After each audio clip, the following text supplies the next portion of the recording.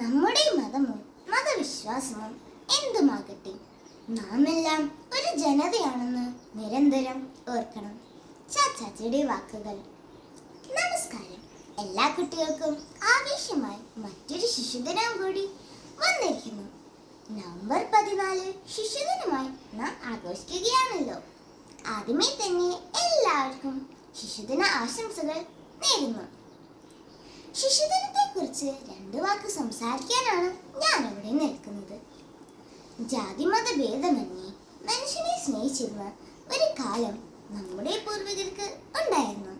അതിൽ ഒരാളാണ് നമ്മുടെ സ്വന്തം ചാച്ചാജി. നമുക്ക് ഈ ദിനം നൽകിയത് നമ്മുടെ സ്വന്തം ചാച്ചാജിയാണ്. പണ്ഡിറ്റ് ജവഹർലാൽ നെഹ്റു എന്നാണ് അദ്ദേഹത്തിന്റെ മുഴുവൻ പേര്.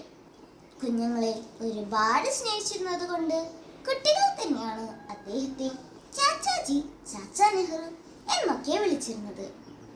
ഇന്ത്യയുടെ പ്രഥമ പ്രധാനമന്ത്രി എന്ന സ്ഥാനവും നമ്മുടെ ചാച്ചാജിക്കാണ്. അദ്ദേഹത്തിന്റെ ജന്മദിനമാണ് നവംബർ 14.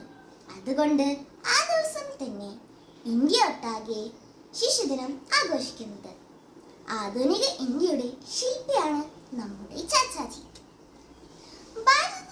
ഭാരതത്തിന്റെ ഭാവി കുഞ്ഞു കൈകൾ വഹിക്കുന്ന ഓരോ കുട്ടികൾക്കും അറിവും ആഹാരവും ആരോഗ്യവും സുരക്ഷിതമായ ജീവിതവും ഉണ്ടാകണമെന്നായിരുന്നു ചാച്ചാജിയുടെ സ്വപ്നം. ഇന്നത്തെ കുട്ടികളാണ് നാളെ ഇന്ത്യയെ രൂപപ്പെടുത്തുക. നമ്മൾ അവരെ വളർത്തുന്ന രീതിയാണ് രാജ്യത്തിന്റെ ഭാവി നിർണ്ണയിക്കുക എന്നാണ് അദ്ദേഹം പറഞ്ഞത്.